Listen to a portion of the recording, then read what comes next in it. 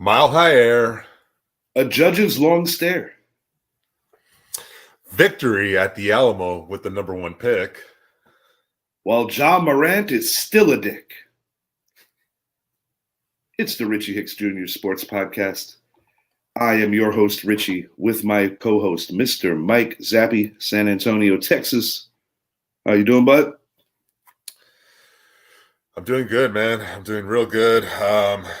I'll tell you that this city is going nuts right now.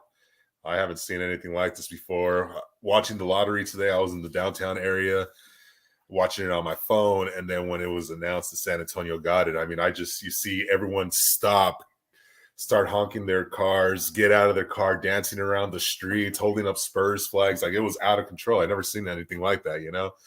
So it was cool that, to be a part of a city that's now getting to go after the next great. You know, we talk about Lou Alcindor in the 60s, Jordan in the 80s, LeBron in the early 2000s, and here we are now in the 2020s where it's like that every 20-year mark. So, but yeah, man, I'm excited. I really am. Yeah, and he'll be another one in a long list of great Spurs early round picks. You know, Duncan most recently, before him, David Robinson, who had a commitment to the Naval Academy. Spurs have done well in the draft over the course of the last couple of decades, even though lately their organization has been on the downslide. It looks like that is going to start back on an uptick. Yeah, it's crazy too, because then you also look at a player like Victor Wembanyama, who, I mean, he's 7'3". Some people have him listed at 7'5". I guess it depends on what you're reading. But this guy at such a big body that can move like he's 6'3", it's incredible. And his type of gameplay actually fits in perfectly for Greg Popovich's system and what he has currently on that team. It's like, is Pop getting it again? You know, it's crazy, man. I can't wait to see Victor play in San Antonio. Yeah, and I think what's cool about that organization is that in a league where so many people are always running away for greener pastures, I feel that it's kind of cool that Pop is just still there and he's waiting to be patient and build the next run of great Spurs basketball. Given his track record, I literally have no reason to bet against him. I think people have already learned their lesson a few times. Never bet against the guy. I'll tell you someone who I am pretty comfortable betting against, though. The poor decisions of Ja Morant and the empty apologies. I was grabbing something to drink outside, and you sent me his most recent apology, and I'm just like, man, this guy just don't get it. It's really sad, man, because we see a young man that when we've talked about this a few times already, and it's not like he was raised right, you know? And Yes. It's just almost like, is he just trying to get back at his parents because he didn't get to grow up a different lifestyle, you know? It's just like, I don't understand it, man. There's There's something missing in a very big way.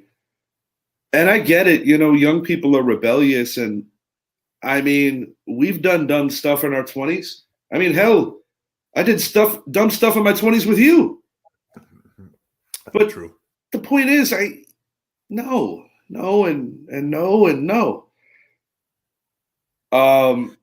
I don't know if it's tag-alongs. I have said on previous shows he needs to keep better company. I think it's way bigger than that. I think this is a Ja Morant thing. I don't even think it's about bad influences. This is a him thing. Mm-hmm. But, you know, Adam Silver isn't playing around. And I said this on a previous show, you know, similar to how a lot of the NFL alumni will tell the younger players coming in, you always protect the shield. And I said recently, you don't take a crap on the logo. The NBA has a history of not playing around when it comes to upholding their reputation. They are not afraid of how big of a star you are to check you. I gave you my theory about the official Michael Jordan suspension and why that some people might laugh at me and say, this guy's just making up some theory. It's worth a suggestion.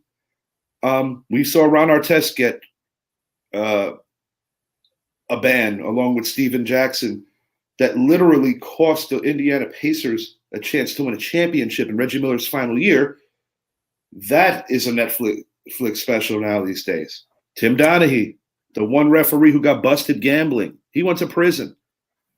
The NBA does not play when it comes to people disparaging their brand. They do not play. I mean, look at what happened with Donald Sterling, too. Donald Sterling, another good example. Very good example, Zach. Gilbert Arenas with the gun situation. It's a lot different than the NFL, I will say that. Kyrie Irving even. And that was just a tweet. That was just a retweet. Right. That's all that was. I mean, no, this is bigger than basketball though right now, man. It's really to the point now that I don't think Ja Morant needs to really worry about basketball right now. I think he needs to worry about the bigger picture, and that's for him to get his mental state of mind right, because it's not a good look. It's not a good look for him. It's not a good look for the NBA, like you're saying.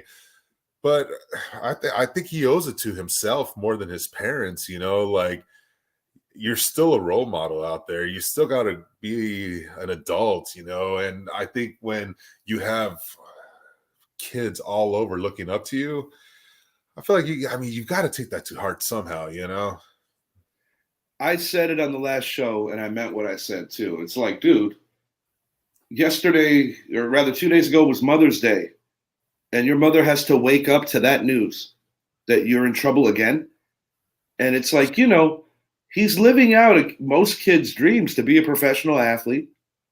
The NBA pays so handsomely. I mean, we do a lot of shows, and Saquon Barkley comes up in the NFL about how for his position, he's underpaid, or that position in general is underpaid. But then basketball players, you could be like the 13th guy on a squad and you're making more than certain NFL players. Mm-hmm. You know what I'm saying? Like, you could be a bench warmer and make more than certain guys that make an impact in the NFL. The NBA pays very well is the point I'm making. And to think that you're making that kind of money, it's just wild. We're only a couple of years removed from the fatal tragedy that took Kobe Bryant out. And one would think that, I'm not saying everybody has to be like Kobe. Everybody has to walk their own walk.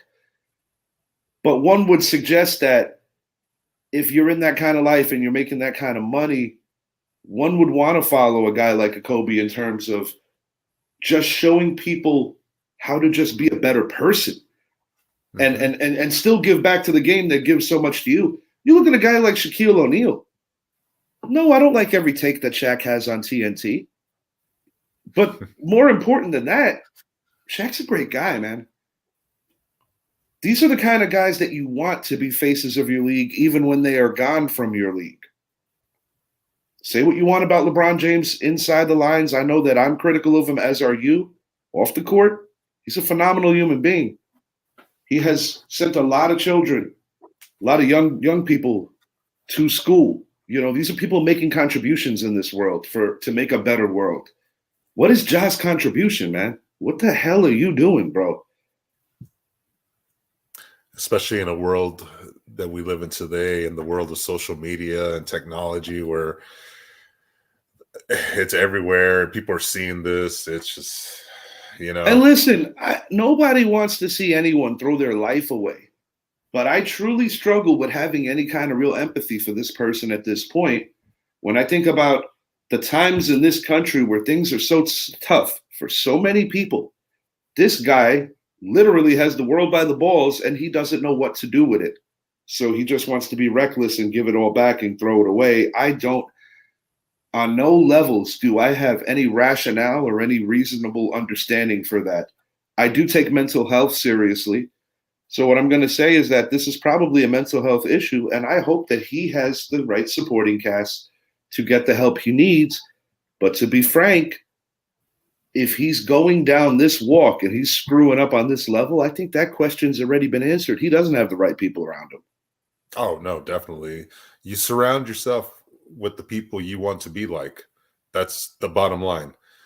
If you want to be a good individual, you surround yourself around good individuals. That's just how it goes in life, Yeah, well put. Well put. Yeah, just a crazy situation.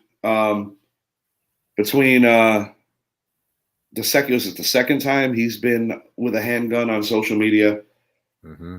The situation with the flight, bringing a firearm, busting up all kinds of league protocols. This is a dude that has just proven time and time again that he doesn't care. And then you even look at the situation that went down a couple months back with his father and NFL legend Shannon Sharp. I mean, the situation at the park where he pulls a gun on a kid, on a 17-year-old too. There's it's inexcusable behavior. I don't know what's happening, but it's ridiculous. And I can't blame the NBA for wanting to distance themselves completely from this guy, because quite frankly, it's a privilege to play in the NBA, and he certainly isn't treating it as such. mm-hmm. The Lakers lose game one, but I will say this. I think they gained a bit of momentum heading into the second game, and I did predict Lakers in 6, and I also predicted that they would win game 2 and lose tonight, or yesterday at this point.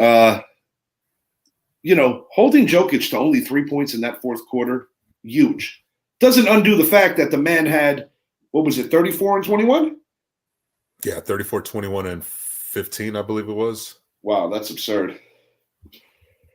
Yeah, it's honestly, and when I know it says the Nuggets won. Personally, I think the Lakers won this game and the Nuggets lost. Even though the score says otherwise, this is just such a carryover that game 2 could be one of those blowouts that we saw in the previous series with the Lakers and Warriors, how when the Lakers were focused, they were beating them by 20 points. 27 points in game 4 or game 3, whatever it was. It's just sometimes losses serve as good momentum for the next time you play, whether it's a series or whether it's during a regular season or whatever have you. I'll give you an example, super recent. You know how we discussed in detail off air the Yankees splitting that series with the Rays 2-2. I said, yeah, Mother's Day loss kind of sucks. Probably should have won the game, but I think the Yankees have some refound confidence. They have proven that in their most recent trip to Toronto, where they're currently there. We're going to talk on that in a little while. There's a lot of storylines coming out of that. Giants, just throwing it out there. Christmas Eve, lose to the Vikings. But most Giant fans are like, oh, man, I hope we get another crack at those guys. So you get it. You get it. Oh, yeah. Holding down an MVP candidate to 3 points in the fourth quarter is a credit to the team. And AD, while he certainly didn't stop Jokic, more than held his own, dropping 40 points. Yeah, this is going to be a good series. I think we see it now. I think it's going to go to game 7. I'm bouncing back and forth. I'm sticking to what I went with yesterday. I'm still taking the Nuggets to win this series, but I think this series is just that much closer. And early on, I would have went off and said, yeah, I think the Nuggets are going to win this series in 5, just by the way it was going, But just like that, you could tell this is going to be a fun series. Yeah, it's going to be exciting. Tomorrow starts the Eastern Conference. That's going to be a lot of fun as well. Sticking with my predictions of the Lakers and Miami rekindling the 2020 Mickey Mouse Championship, this time around in front of the fans. Obviously, storylines galore there. LeBron James made the decision and played 4 years there, taking them to the NBA Finals 4 consecutive years, winning 2 of those. But yeah, sometimes there's overreactions also, takeaways from one game to the next, and every game is different. But I must admit that if the Lakers could snag game 2, given the way the Lakers have played at home in these playoffs for the most part, I must admit, if the Lakers could steal game 2, I think that 6-game prediction could come to fruition that I called for. But the Nuggets, they're tough to beat at home. And the Nuggets have also proven that they could win on the road. I don't think anyone thought that the Nuggets were going to squash Phoenix by 25, but they did. So it's going to be a very exciting game 2 and just a series moving forward. And there's going to have to be adjustments, because I think one thing that both head coaches would probably speak on is that this game is a little too high scoring for both head coaches' likings. I think that would be a fair statement. Yeah. Oh, especially with how good of defense the Lakers have been playing ever since the Right. acquisitions. And yeah, no question about it. I definitely think they would prefer this to be more in the low hundreds, high 90s if they could, you know. But given the fact that they did step up and limit Jokic big time in the fourth, they can build on that. I guess what I'm trying to say is in the second half, the Lakers look a lot more like the team they are than in the first half. But, you know, that's why it's a series. Everybody gets different punches and different chances to sway it. Lakers are on the clock for game 2. We'll see if they can expand on their momentum in a losing effort. Aaron Judge, man, this has been a funny Twitter story and around MLB news networks.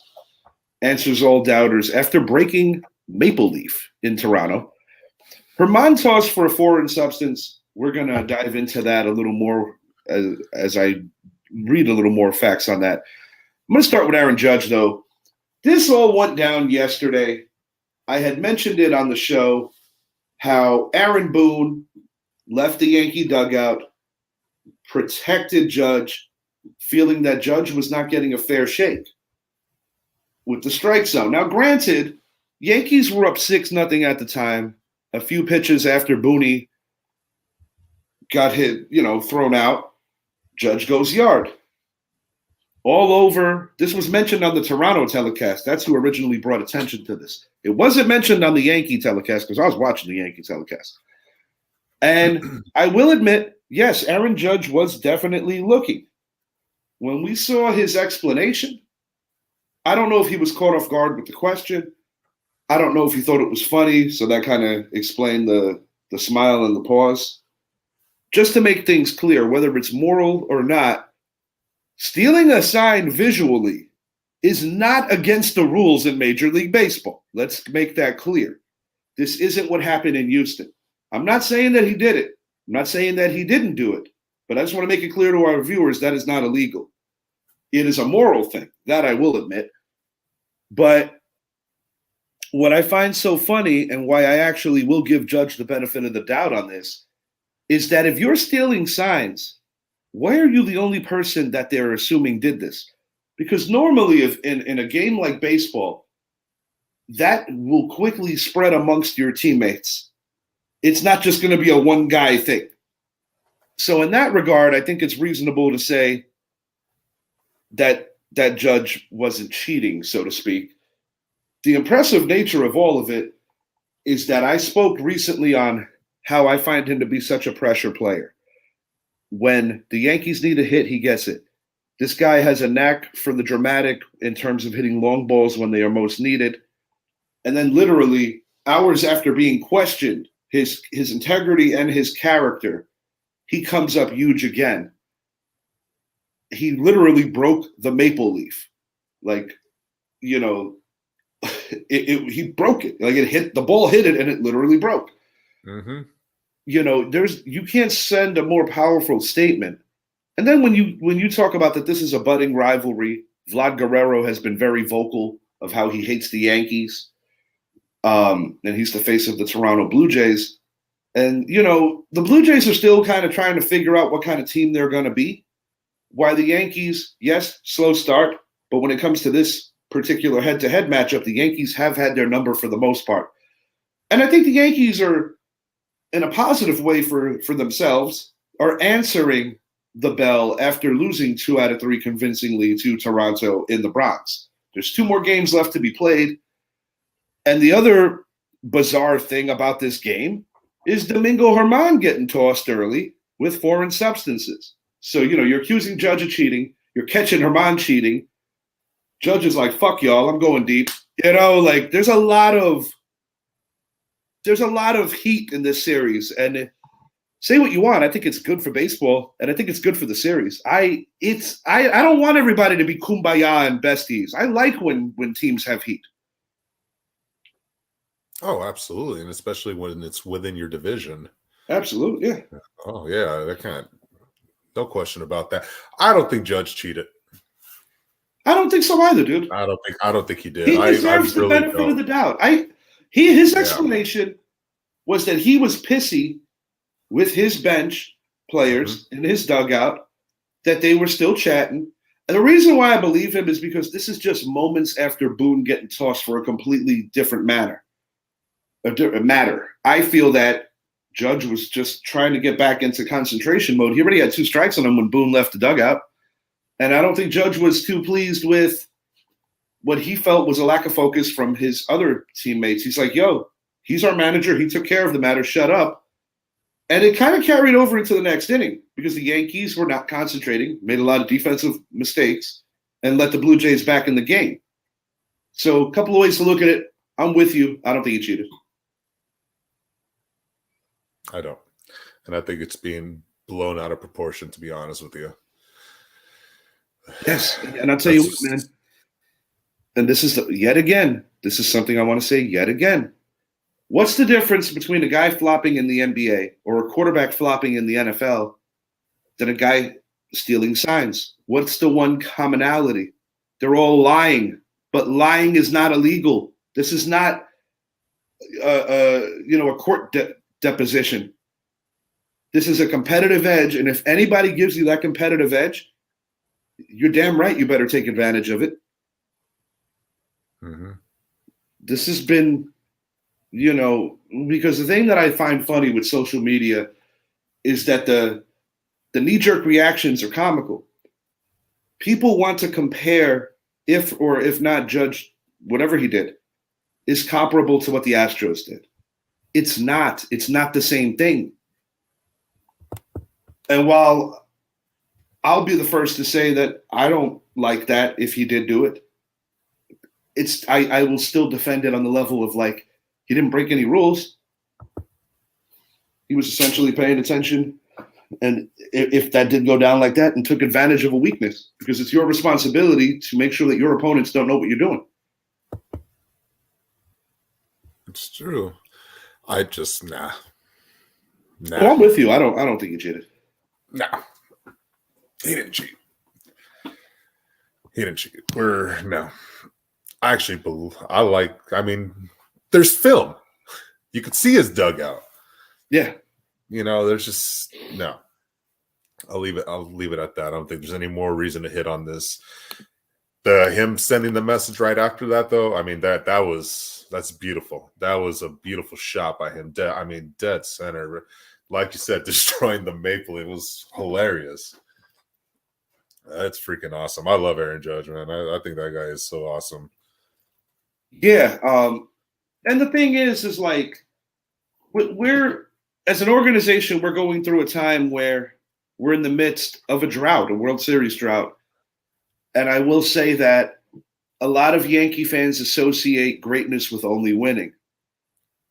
One thing that I have no other choice but to marvel at is that I am truly buying into that Aaron Judge is really, filling out to be an all-time great. There's something to be said about what you do in the most critical moments. And Aaron Judge, in that regard, literally crosses off all the boxes. We have 2 former league MVPs on this team, and no one is going to, when people talk about Yankee clutch time, nobody is going to point to those 2 guys. Yeah. We have a former 2-time batting champion, one for each league. He might get a little more credit because he's a good hitter, talking about LeMahieu. Yeah. Rizzo, in my opinion, for his age, is having a career year. It's early, it's May, but he's having a career year, in my opinion.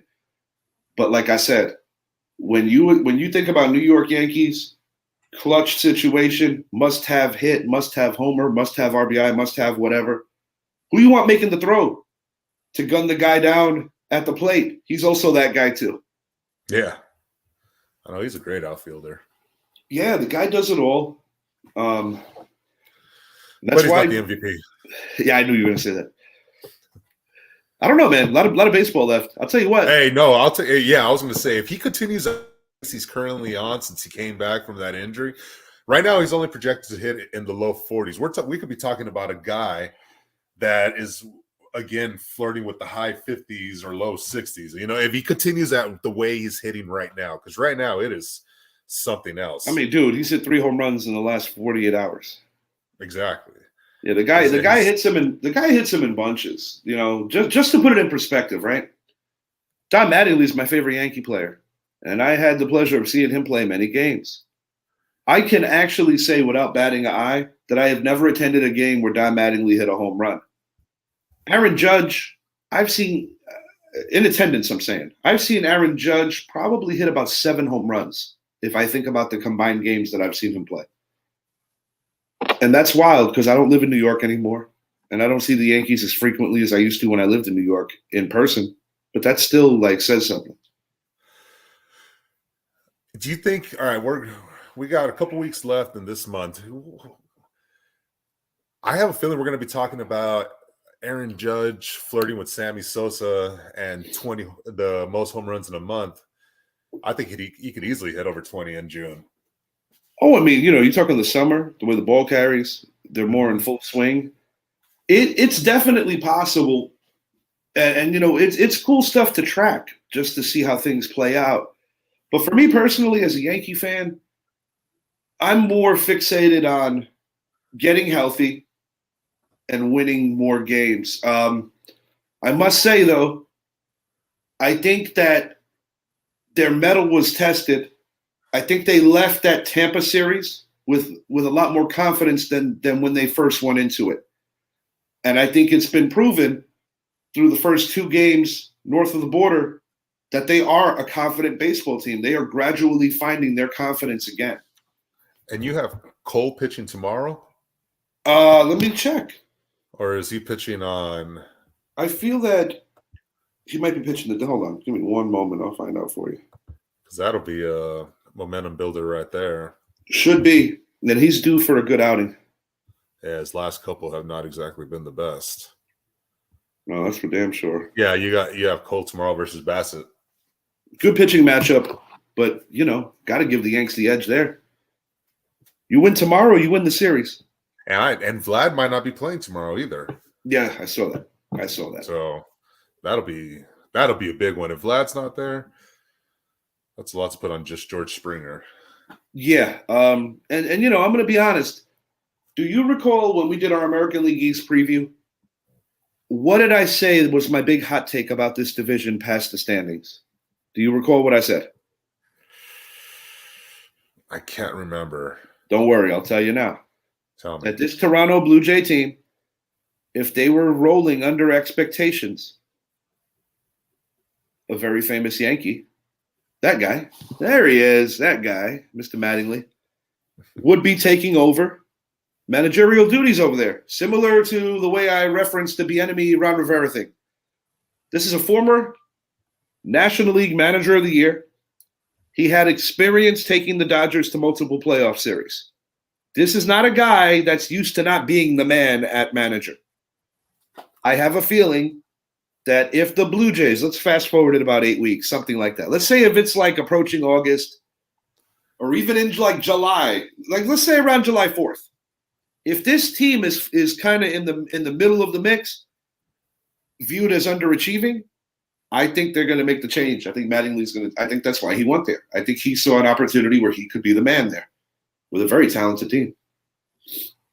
But I must say, man, similar to how the Rays have had our number to a level, I think the Yankees have the Rays number. The Jays number, and they are starting to prove it, and not necessarily in Yankee Stadium. I feel that the Yankees really send their biggest messages to this Blue Jays team when they're actually in Rogers Center. Over the last few years, that has been the case. When they are in Toronto, they play very well. That's true. And the theme is carried this year. Toronto won 2 out of 3 earlier in the year. Toronto's the team that gave the Rays their first series loss. So, like I said, this was a gauntlet. We looked at this schedule that the Yankees were rolling into, and you're like, damn, man, they're not all the way healthy. If they don't get through this gauntlet, there's going to be some big problems. And there's still games to be played. But right now, the Yankees are passing the test, and I'm actually kind of proud of them. With the win today, Yankees actually tied Toronto for third. Percentage points, Toronto has a slight edge. but they are the same amount of games behind the first place Rays now. So the Yankees in a short week are actually going north in the standings. Literally 0.003 of a point. Yeah. Tomorrow or the day after could decide that if the Yankees win this series, they will jump Toronto. I'm going to make this short and sweet. When I look at the NHL playoffs, I don't see teams that I totally trust if I'm basing it on what I saw from the regular seasons of not just this year, but reputations built over time. Having said that, while the Florida Panthers have been the darlings, while the Florida Panthers have been, while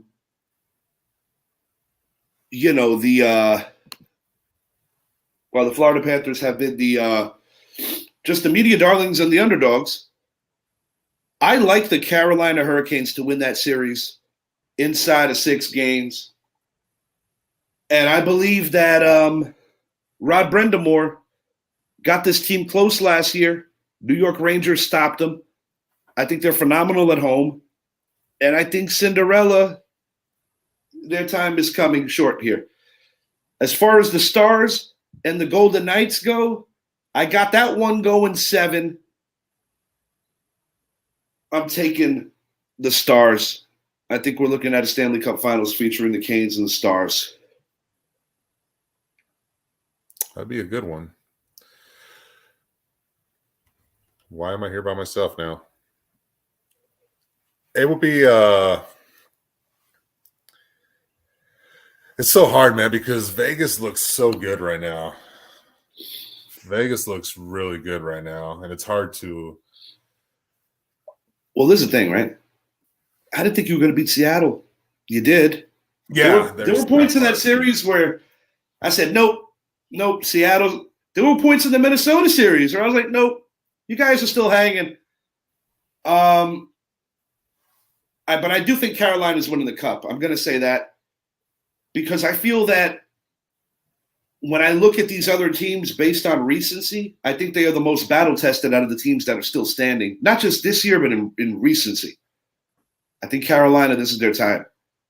A team that has been the monsters of the East for the last few years, they're gone. Tampa. Boston, best record in hockey, they're gone. The Rangers, who in my opinion have the best goalie, gone. So yeah, Carolina, I think it could potentially be their time. And one thing about Carolina, they are very tough to beat in their building. That goes a long way in these playoffs too. Anything else you want to speak on before we get out of here? No, man. It's just, oh, hey, my Rangers came back, bounced back after falling yesterday 12-0. They won today 7-4. They still gave up another homer to Ronald Acuna. Adolis Garcia hit his 11th today, so it was nice. He and Judge are tied. Yeah, he and Judge are tied. They're still chasing Muncy, though. Muncy's and Alonso are now tied at 14 or 15 for the Major League lead right now. So, and the crazy thing is, you're talking about all these awesome home run hitters. Muncy's doing his thing. Your boy Garcia's doing his thing. Judge, as you already mentioned, and Alonso. But Alonso is the one guy that's doing it in vain because the Mets just can't win. They are so bad right now, bro. What the hell is wrong with them? You're loving it. I'll tell you the truth. I'm a little surprised. I'm not going to lie. I'm a little surprised, but yes, I will admit I am kind of loving it. And it's not because I'm a Met hater. I'm really not. I think this has more to do with the cockiness and the unreasonability of their fan base. And I also think it's because of Uncle Stevie. He has become a guy that's easy for me to not like because I feel that he's trying to emulate and show people that he's George Steinbrenner 2.0. And I'm like, you're not, buddy. Cool for you. You're spending your money. But George Steinbrenner spent money, but George Steinbrenner won. You're not winning, pal. And we alluded to it, the age of those two guys, Scherzer and Verlander. Sergio, when I was on his show, he talked about how he thought the Brandon Nimmo payday was egregious, for lack of a better word. And, Sergio has hit on his prediction rather well. You and I have been proven right thus far that making an investment in guys that old is a dangerous thing. And all around the board, they're just not playing well as a team. I don't know if there's a dissension going on. I will say this though. They missed the playoffs this year. Really lackluster kind of finish. Buck might be out. Yeah. They're not going to be patient given the money that they've flown into that organization. Oh no. And given the fact that Buck, who I do think is a good manager, has had the unfortunate nature of just never being able to win one, although leading a lot of teams to the playoffs or being very good in restructuring teams, I'm going to go as far as this. I don't think this is a typical Buck Showalter situation. Buck Showalter is used to managing teams and building them up. He's not used to managing teams where everything is bought and you're just like, here, manage them. And I'm not 100% sure if this is even the best situation for Buck at this point. No, I agree with you, man. I agree with you in the offseason about that topic. It's just someone's going to come in and take over and do some good things with it. I'll say that. And I know that we spoke about David Robertson shutting the door at a pretty good level. Former White Sox, former Yankee 2 times, former world champion, former Philly. He's played on some high leverage situations in some big cities. So playing in the big city doesn't faze Robertson. I think he's done an admirable job in Diaz's absence.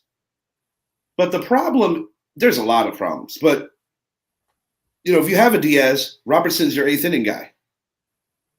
Mm-hmm. There's all kinds of problems happening in Queens. But, I've said it on so many shows. You need to upgrade a DH. You need to upgrade a third base. And quite frankly, I just don't think they're the team they were last year. I think sometimes negative results of a previous season bleed into the next one. And I question if the Mets have emotionally recovered from giving up a division that they were in first place for basically the entire year and then getting kicked in the teeth by the San Diego Padres. I'm not convinced that emotionally they've recovered from that. And when you look at the way they're playing, that could be a decent suggestion. It's true. Only a couple of weeks away from June 1st. We spoke about it yesterday. Potential cuts coming. That's going to be an exciting thing to see how it all plays out. And a month later, Giants still have a little time to figure out what it's going to be with Saquon. The hope is that they still could find some middle ground that will be revealed. I think we're done here. I think we have covered what we wanted to tonight. Heck yeah. Wow, 37 minutes. This is not like us. We usually go for an hour. But to be honest with you, with the amount of content we've been putting out lately, I'm more than welcome the early exit tonight. For my co-host, Mr. Mike Zappy, I am your host, Richie. I appreciate you guys hanging with us. And I still think the Lakers are going to win. We'll see how it plays. He still likes the Denver Nuggets. Until next time, we are out. And I can't believe I'm going to say this, but go Heat. Not because I want you to win, but I love being right. We out.